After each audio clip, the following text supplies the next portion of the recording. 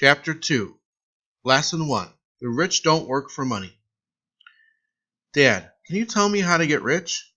My dad put down the evening paper. Why do you want to get rich, son? Because today, Jimmy's mom drove up in their new Cadillac and they were going to their beach house for the weekend. He took 3 of his friends, but Mike and I weren't invited. They told us we weren't invited because we were poor kids. They did? My dad asked incredulously. Yeah, they did, I replied in a hurt tone. My dad silently shook his head and pushed his glasses up the bridge of his nose and went back to read the paper. I stood waiting for an answer. The year was 1956. I was 9 years old. By some twist of fate, I had attended the same public school where the rich people sent their kids. We were primarily a sugar plantation town. The managers of the plantation and the other affluent people of the town, such as doctors, business owners, and bankers, sent their children to the school, grades 1 to 6. After 6th grade, their children were generally sent off to private schools. Because my family lived on one of the side of the street, I went to this school. Had I lived on the other side of the street, I would have gone to a different school, with kids from families more like mine.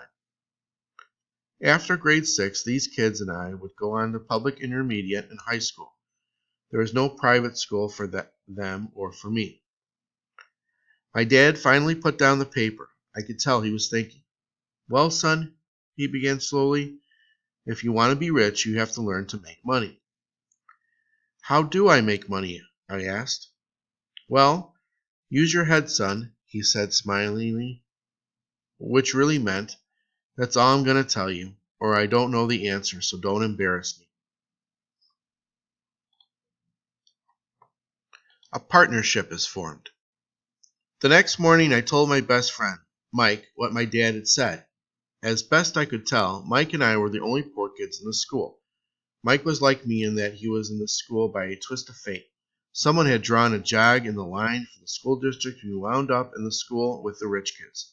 We weren't really poor, but we felt as if we were because all the other boys had new baseball gloves, new bicycles, new everything. Mom and Dad provided us with the basics like food, shelter, clothes, but that was about it. My dad used to say, if you want something, work for it.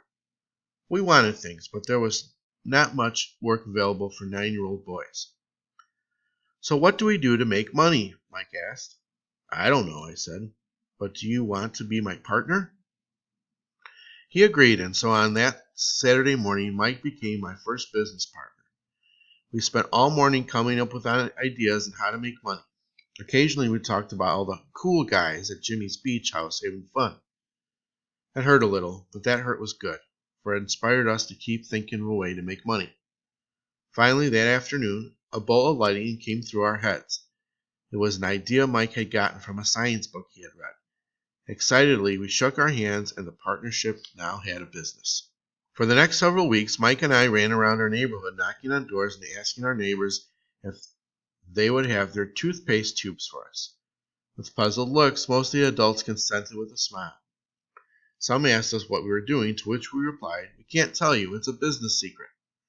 My mom grew distressed as the weeks wore on. We had selected a site next to her washing machine as a place we would stockpile our raw materials. In a brown cardboard box that one time held catsup bottles, our little pile of used toothpaste tubes began to grow. Finally, my mom put down her foot. The sight of our neighbors' messy, crumpled used toothpaste tubes had gotten to her. What are you boys doing? She asked. I don't want to hear again that it's a business secret. Do something with this mess or I'm going to throw it out. Mike and I pleaded and begged, explaining that we would soon have enough and then we would be productive. We informed her that we were waiting on a couple of neighbors to finish up using their toothpaste so we could have their tubes. Mom granted us a 1-week extension. The date began production was moved up. The pressure was on. My first partnership was already being threatened with an eviction notice from our warehouse space by my own mom. It became Mike's job to tell the neighbors to quickly use their toothpaste, saying their dentist wanted them to brush more often anyway. I began to put together the production line. One day my Dad drove up with a friend to see two 9-year-old boys in the driveway with a production line operating full speed. There was fine white powder everywhere. On a long table were small milk cartons for school, and our family's hibachi grill was glowing with red-hot coals at maximum heat. Dad walked up cautiously, having to park the car at the base of the driveway since the production line blocked the carport. As he and his friend got closer, they saw a steel pot sitting on the top of the coals, with toothpaste tubes melting down. In those days, toothpaste did not come in plastic tubes.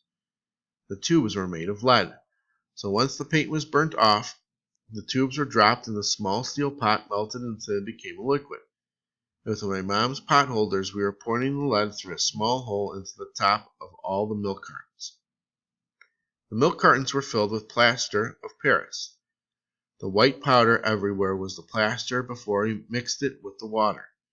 In my haste, I had knocked the bag over, and the entire area looked like it had been hit by a snowstorm.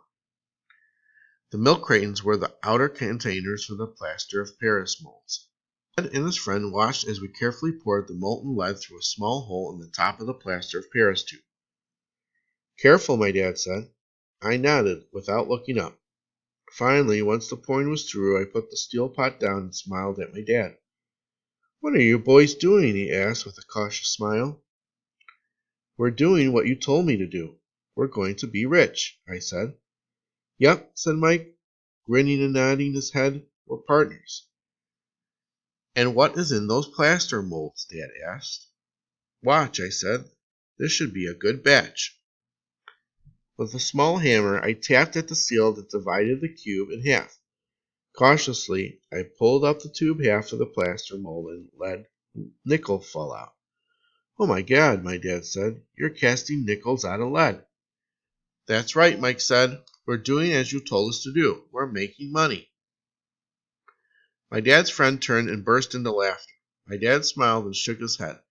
Along with a fire and a box of spent toothpaste tubes in front of him were two little boys, covered with white dust and smiling from ear to ear. He asked us to put everything down and sit with him on the front step of our house. With a smile, he gently explained that the word counterfeiting meant. Our dreams were dashed. "You mean this is illegal?" asked Mike in a quivering voice. "Let me go," my dad's friend said. "They might be developing a natural talent." My dad glared at him. "Yes, it is illegal," my dad said gently, "but you boys have shown great creativity and original thought. Keep going. I'm proud of you." Disappointed, Mike and I sat in silence for about 20 minutes before we began cleaning up our mess. The business was over on opening day. Sweeping the powder up, I looked at Mike and said, "I guess Jimmy and his friends are right. We are poor." My father was just leaving as I said that. "Boys," he said, "you're only poor if you give up. The most important thing is that you did something. Most people only talk and dream of getting rich. You've done something. I'm proud of the two of you. I will say it again. Keep going. Don't quit." And I stood there in silence. They were nice words, but we still did not know what to do. "So how come you're not rich, Dad?" I asked. "Because I chose to be a school teacher. School teachers really don't think about being rich. We just like to teach. I wish I could help you, but I really don't know how to make money." Mike and I turned and continued our cleanup. "I know," said my dad. "If you boys want to learn how to be rich, don't ask me. Talk to your dad, Mike." "My dad?" asked Mike with a scrunched up face. "Yeah, your dad.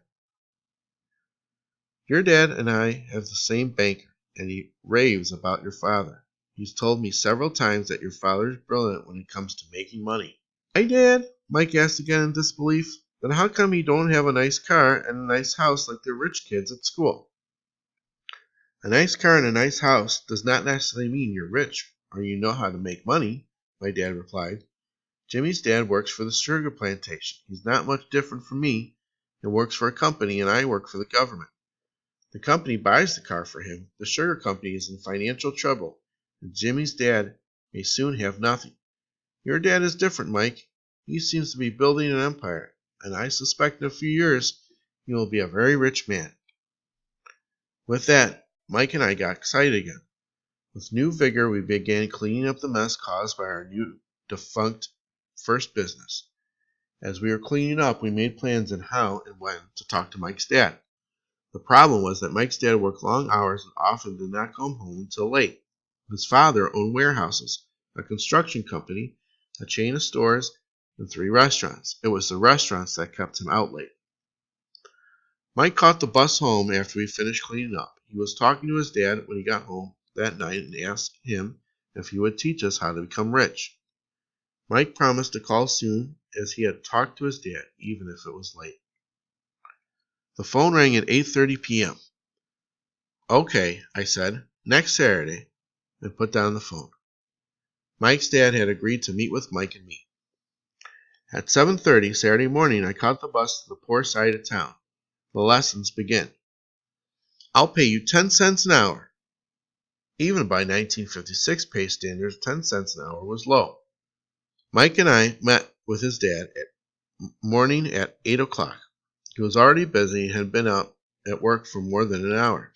His construction supervisor was just leaving in his pickup truck as I walked up to his simple, small, and tidy home.